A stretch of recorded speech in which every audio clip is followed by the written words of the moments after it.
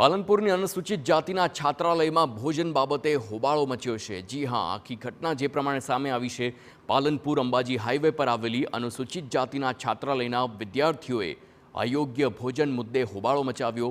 ફરિયાદ લઈ કલેક્ટર કચેરીએ પહોંચ્યા।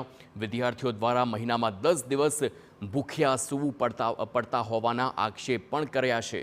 સાથે જ સરકારના મેનુ મુજબ ક્વોલિટી ભોજન મળે તેવી પણ માંગ કરી છે।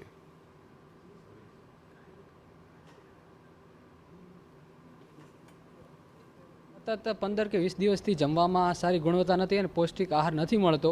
તેથી વિદ્યાર્થીઓ એ બાબતે થોડા પરેશાન હતા અને અમે આગળ અમારા ગૃહપતિ અને નિયામકને પણ આ વિગતે રજૂઆત કરી હતી, પણ કોઈ સંતોષકારક જવાબ ન મળ્યો। તેથી અમે અત્યારે અરજી લઈ અને અત્યારે જિલ્લા પંચાયતમાં આવ્યા છીએ અને અમારો એક જ ઈચ્છા હશે કે આ અરજીનો તરત જ એવો સારો પ્રત્યુત્તર મળે।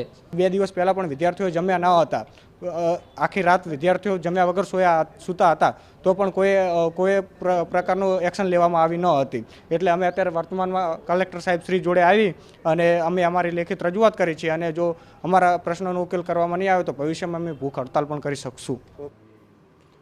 તો સામે પક્ષે નાયબ સમાજ કલ્યાણ અધિકારી દ્વારા આ તમામ આક્ષેપને નકારીને જણાવ્યું છે કે 25 દિવસ અગાઉ વિદ્યાર્થીઓની ફરિયાદ બાદ 5 વિદ્યાર્થીઓની એક કમિટી બનાવી આ કમિટીના ભોજન ચેક કર્યા બાદ જ ભોજન આપવામાં આવે છે।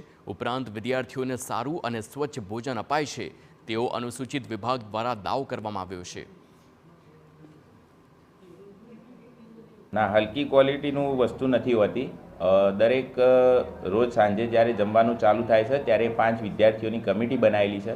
એ લોકો પહેલાં આવીને ચેક કરે છે કે જમવાનું ઓકે છે, એના પછી જ જમવાનું અપાય છે। મેનુ પ્રમાણે જમવાનું અપાતું નથી। મેનુ વિદ્યાર્થીઓ જ બનાવીને આપેલું છે, એ પ્રમાણે જ જમવાનું અપાય છે। તો શા માટે રજૂઆત કરવામાં? વિદ્યાર્થીઓની રજૂઆતો ખાલી એટલા માટે હતી કે દર રવિવારે એ લોકોને દાળ બાટીનું જમવાનું જોઈતું હતું, તો એ બાબતે એમની રજૂઆતો હતી।